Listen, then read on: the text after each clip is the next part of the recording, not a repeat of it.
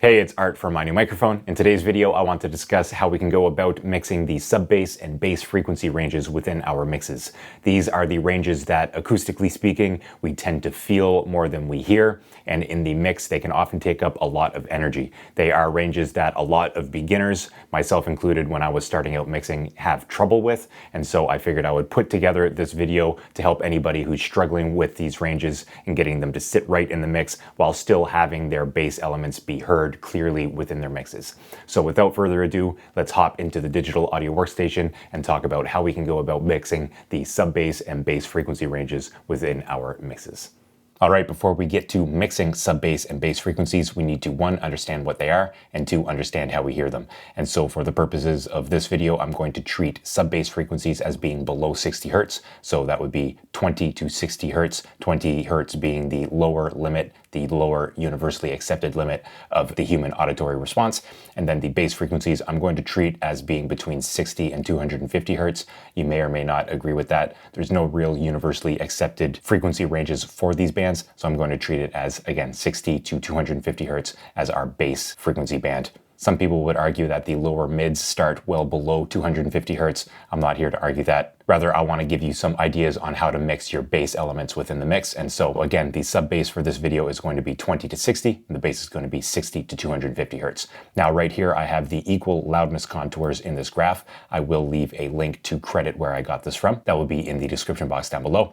And on the x-axis here, we have our frequencies. So you can see from 10 to 100,000 hertz. And these lines, which are represented by FON, which is basically our perception of loudness, start over here at 20 hertz and they end over here at 20,000 hertz. So the universally accepted range of human hearing.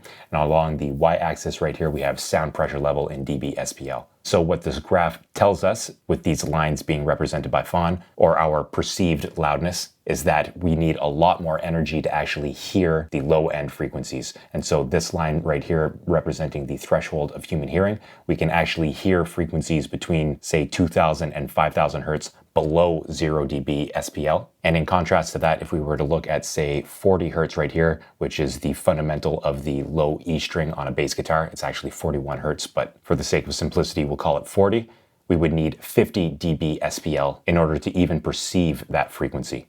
Of course, a bass note will have harmonics above that 40 hertz range. It's not a true sine wave, a bass guitar, and we will actually get into that in this video. But just for the sake of understanding this graph, it takes a whole lot more energy for us to actually hear the low end, the sub-bass, and even into the bass regions than it does in the mid-range here. And so that is something that we need to understand when we are mixing. We're going to need a whole lot more energy in that low end in order to hear the low end, and where headroom is important in mixing in order to get nice, loud, and present mixes. It is very important for us to understand how we naturally hear these low-end frequencies and how that will translate to our mixes. Additionally, what we see in this graph is that these lines tend to flatten out a little bit as we get higher and higher in sound pressure level. And so when we are monitoring, if we're monitoring at low levels, we are going to have a harder time hearing those low-end frequencies in the sub-bass and bass regions. And then as we turn up our monitoring, we may be able to hear them a little bit better relative to the mid-range here, which we are the most sensitive to. So the main takeaways here are that, one, sub-bass and bass frequencies are harder to hear. Two, they take up more energy. And three, they eat up more headroom in our mix. These are all things that we need to take into consideration when mixing our sub-bass and bass frequencies. And speaking of monitoring, we need to ensure that we actually have the proper monitoring to hear these frequencies. It is relatively difficult for different playback systems to produce the extreme low end and the extreme high end, for that matter, in a very accurate fashion. In order to get a lot of that low-end energy, we'll often need a subwoofer. Even in studio headphones, which have expanded frequency ranges, we may not be able to really monitor the low-end accurately. And even if we do have a subwoofer, it may be the case that we have the subwoofer too loud or too quiet. And so it's very difficult to actually monitor the very low-end, especially in the sub-bass range, which is another thing to take into account when mixing the very low-end. Because of that, I would highly recommend relying on reference mixes in order to help you out in getting the best low end possible in your mixes. We can go to our mix bus here. I recommend using the Reference 2 plugin by Mastering the Mix. You can simply bring in a reference track here, level match them, and then toggle between your mix, the original, and the reference mix right here. And if you choose references that have been mixed and mastered professionally and have been commercially released, typically the low end is going to be pretty solid. In this plugin, you can actually go down here and solo the very low end and even bring the cutoff right here down to say 60 Hertz if we wanted, or up to 250. That would take a little bit of finessing to get perfect. Then you could reference just the low end of your mix versus a commercially released mix, again, with the level matching turned on. And then that way you can help ensure that your low end is in the same ballpark as the pros.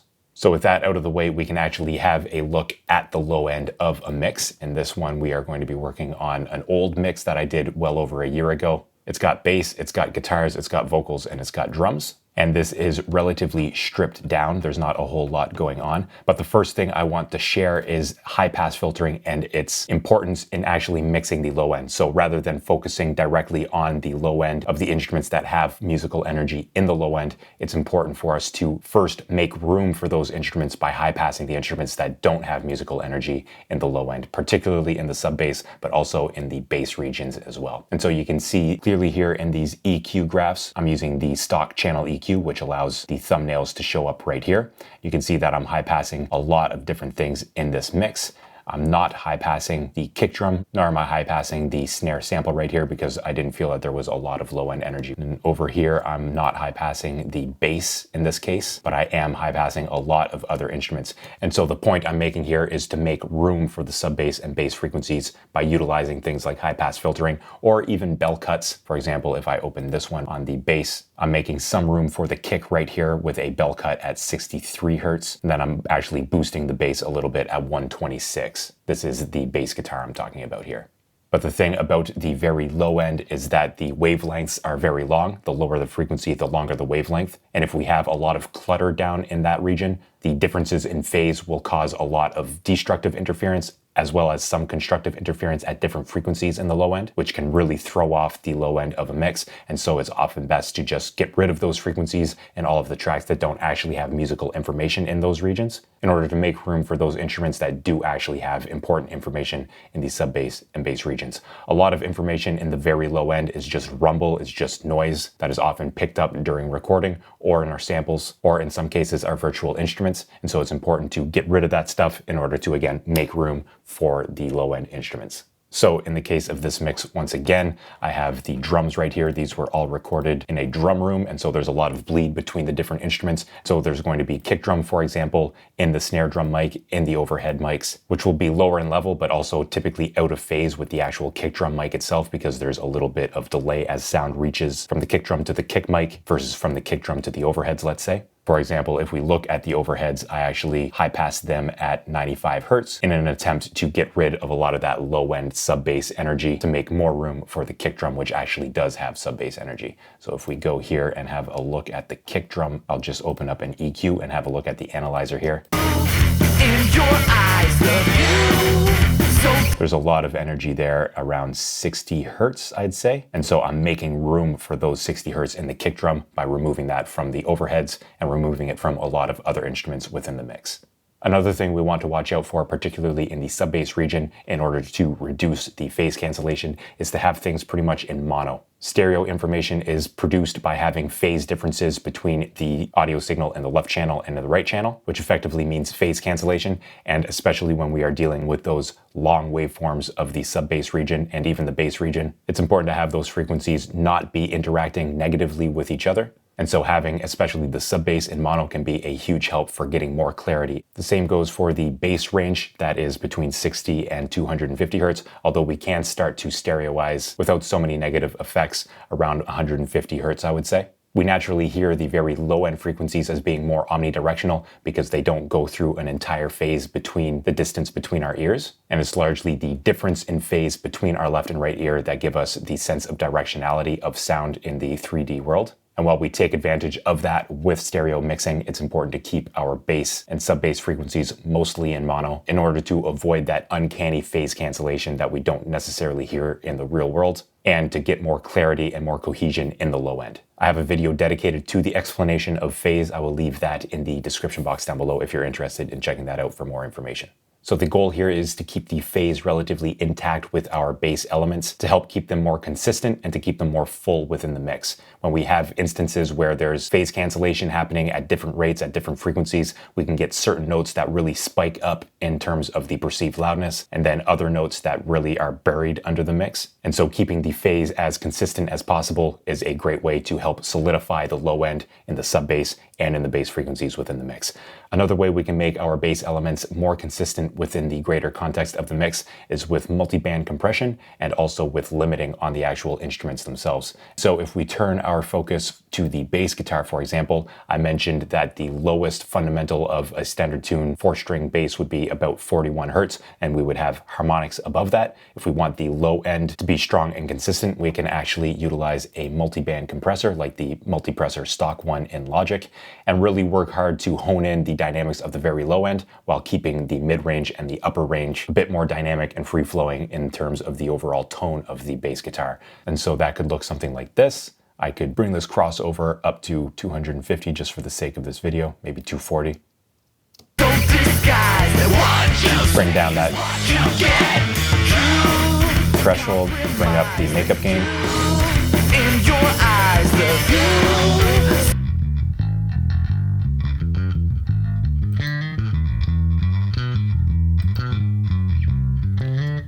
That just helps make the very low end more consistent within the mix.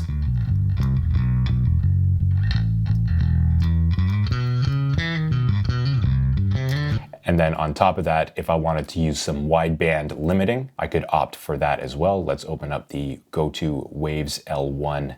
Now I could just touch this to make the bass element itself, not only in the sub bass and bass regions, but across the entire board, that much more consistent in the mix.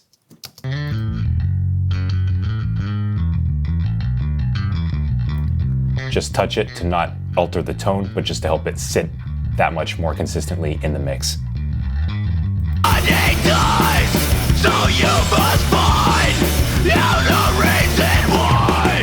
Open your eyes. And I took out a lot of the processing on this mix, so I would not consider this anywhere near a final mix, but I just wanted to show you what you could do with the bass to make it sit more consistently in this case.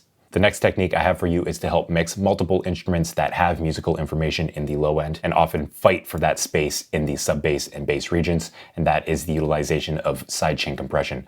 I have a video going into deep detail on sidechain compression. I will leave a link to that in the description box down below. We're just going to touch on it briefly here, but typically this will happen between the bass guitar and the kick drum. I wouldn't necessarily use it on this mix because it's a heavier mix and the kick drum is relatively fast in some instances, but if I had a slower beat or a pop tune or an electronic music tune, then I would often opt for this strategy. And what this is, if I turn all of these off, I can open up just the standard stock compressor from Logic, and I can go to the sidechain right here and choose audio and choose kick. Should actually be audio 29 so that I'm getting this one and not the muted one.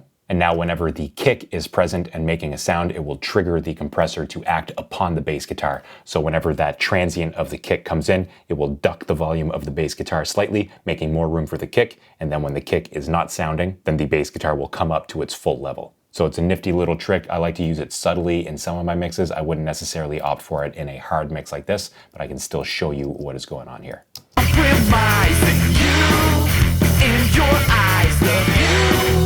If I solo the kick,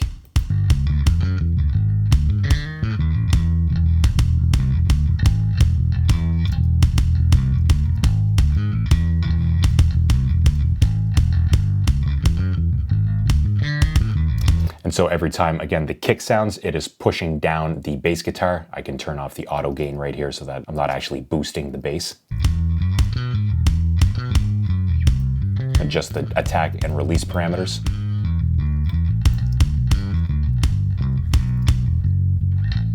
And now these can be heard quite nicely because they have a lot of mid-range energy in them. And that's often part of mixing heavier music like this, is giving the kick and the bass a lot of mid-range, a little bit more presence. But this sidechain technique, even though I'm using it on a wide band, the entire frequency band of the bass in this case, it is still a very valuable technique to have in our toolbox in order to make room between elements that, again, have a lot of energy and a lot of musical information in the sub bass and bass regions.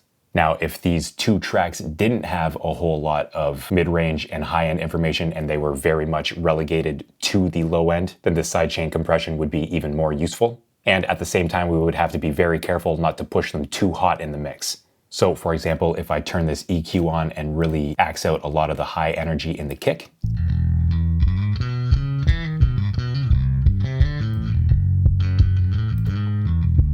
you can barely hear it, and if I bring it into the context of the mix, you can't hear the kick anymore. Everybody dies, so you must find. And then there we just start to hear it, but hear how it throws off the entire balance of the mix. I've got way too much energy in this low end. Again, in order to hear it, because there's no presence in this kick, there's nothing really going on in the mid-range and the upper ranges. And so in order to hear the kick, I want to boost it really hot in the mix. And in order to hear those low-end frequencies, I need a lot more energy than I do in the mid-range. And while yes, I'm starting to hear the kick itself, it's coming at the expense of throwing off the entire frequency balance of the mix and having way too much low end. So this is something that I struggled with when I was getting into especially hip hop and electronic music, is I would have these sine wave sub basses, and in order to hear them, I would push them way up in the mix. And then I'd be able to hear the bass itself, but it would throw off the entire frequency balance of the mix and focus way too much on the low end. It wasn't until I learned to add harmonics and add mid-range to my bass elements to bring out their presence in the mix that I really learned how to mix my sub bass and my bass regions. And so we've discussed the specifics of actually treating the low end energy in the sub bass and bass regions. Now I want to discuss about accentuating the mid-range of bass elements to make them more present within our mixes. And so we heard that in the kick right here, when I took away the mid-range and the upper range, we really lost it in the mix. Now if I was to take this off, the kick would be way too loud. Then why open your eyes? Bring this back down. Everybody dies, so you must find. And the kick soloed. There's a lot of high-end energy, there's a lot of mid-range energy in that, and it helps it to cut through the mix, and especially cut through smaller speaker systems that don't have the subwoofers to recreate all of the low end of that kick. So a lot of this is hard-baked into the signal itself, but one way of getting more accentuated mid-range and more presence out of our bass elements is to utilize EQ, of course. EQ is our frequency-dependent balance control, and so if I want it more mid-range, I could just boost up some EQ in that mid-range. We need to be careful of the phase cancellation that comes with EQ, and also not to make things sound too uncanny, but it is a worthwhile strategy to add a bit of presence to our bass elements in this mix, particularly the kick and the bass guitar. Another way of doing so is to add saturation. Saturation is a soft style of distortion that effectively creates harmonics based upon the frequency content that is already there in a signal. It happens naturally in analog equipment and is the source of the presence and the warmth that we often feel from analog versus digital mixes. So I really like utilizing saturation on my bass elements in my mixes and my music production. For example, if we just look at the bass D112 here, and go full range with our saturation right here. I'm using my go-to saturation plugin, the Saturn II by FabFilter, by the way. If we solo the bass guitar and have a listen with and without saturation,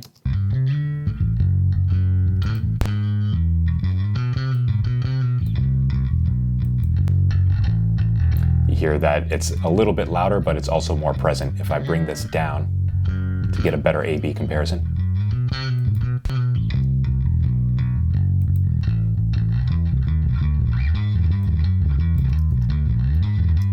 then I can even bring it down a little bit in the low end because I don't want to distort the low end that much.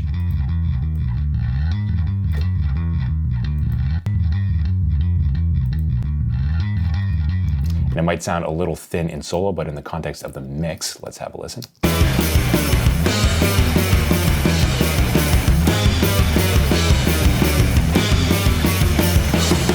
It helps it cut through a little bit. Of course, there are distorted guitars going on, and this is not anywhere near a final mix, but we can hear it cutting through a little bit better. Let's bring up this drive a little bit more, and let's combine this with a bit of EQ here. So I'll put EQ into the saturator.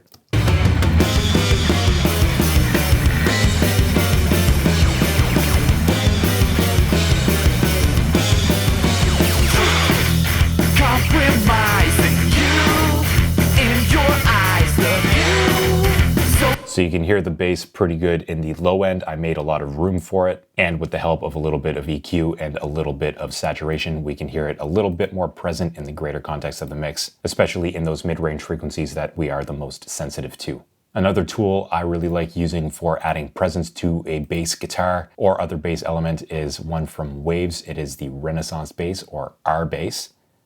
And this acts similar to a multiband saturator. It takes all of the energy below this cutoff right here and then adds harmonics to the signal based upon the information below this frequency. And then we can adjust the frequency of those harmonics to add more presence to the bass. So disguised that what you say is what you get.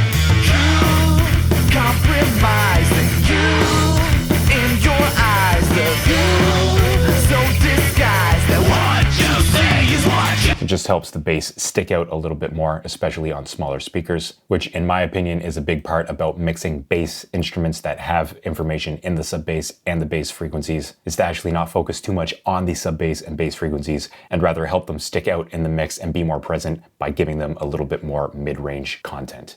And finally, if we do have bass instruments, particularly bass guitars and bass synths like that, we can opt for split band processing. So in the case of this mix, I duplicated the D112 track right here. And if we zoom in, we have the exact same audio file on each of these. We can even go to the micro level right here. So we have the exact same thing happening right there. And then on this first track, I have this EQ. And so I'm cutting everything above 130 Hertz at 12 dB per octave. And then on the duplicate track, I have this EQ where I am cutting everything below 130 at 12 dB per octave. And then I'm giving it quite a significant boost at 2660. And so when we combine these two together, there is going to be some funny business in terms of phase around this cutoff frequency right here. But it is a worthwhile strategy to have independent control over the sub bass and bass region right here, and then the mid range right here. And so if I play this back,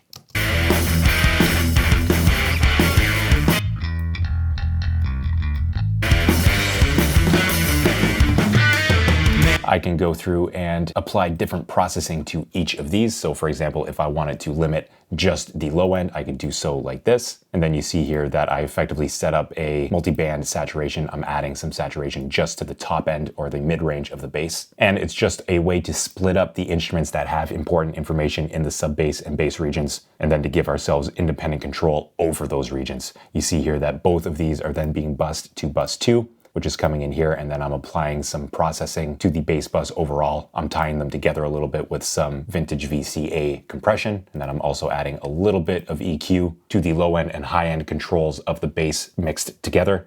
And this again is to make room for the kick drum right here at 63 Hertz, give a little boost to the bass overall, and then to cut out a little bit of the muddiness here at 250 Hertz. There's a lot of fundamental and first harmonic information in a lot of different instruments that happen between about, I'd say, 150 to 400 Hertz. And so when you hear the term muddy in mixing, it's often in this range. It's because a lot of different instruments and different sound sources have a lot of important energy in this range. And so it's important to consider what we can cut from this range and what we can boost from this range. In the case of the bass, because there's a lot of low end energy, the bass is holding down a lot of the low end, and I wanted some presence in the high end. I figured I could cut it out a little bit right here and make room for other instruments in the mix, especially in this muddy range right here. So because this happens to be at the top range of what I would describe the bass frequency range to be, I figured I would talk about it here. So I hope that this is all making sense. To recap what we've learned that it takes a lot of energy in the low end in order for us to actually hear it at all. It's more so felt. And so boosting a lot in the sub bass especially will eat up a lot of energy. It'll eat up a lot of headroom, and it will throw off the overall frequency content of the mix. And so if we want to add more presence to our bass instruments, which have a lot of musical information in the low end, it's important that we add a little bit more presence to them. We can do that with saturation and distortion. We can do it with EQ. We can do it with special processes like the Waves R bass. And it's important to understand that we won't always have the best monitoring for the low end. And so it's important to consider relying on reference mixes in order to make sure that our low end is in the ballpark of the professional mixes that we want to emulate. It's also important to keep things relatively consistent so that certain notes in the low end aren't jumping out more than others. We don't want massive peaks on some notes and then other notes to be buried, and so it's important to keep things relatively consistent. This often has to do a lot with phase and a lot with compression, and so to keep things mono in the low end, it's a great way to help minimize phase cancellation because we won't have differences between the left and right. We also naturally hear the very low end more omnidirectionally. We should also make room for the tracks that actually have musical information in the low end by high passing those tracks that don't have a lot of information, at least musical information, in the low end. It's important to get rid of things like rumble and hum and other audio information that will detract from the sub-bass and bass regions of the mix. We can also utilize sidechain compression to make room between different elements that have musical information in the low end range, particularly between the transients of the kick and whatever bass elements we happen to be using in the mix. And in terms of compression, we can opt to either compress just the low end itself of an instrument or the wideband in order to again make the levels more consistent in the sub-bass and bass frequency ranges. So again, I hope that all makes sense. That's what I've got for you here today inside Logic Pro. All right, I hope that this video has shed some light on how we can go about mixing the often tricky sub-bass and bass frequency ranges within our mixes.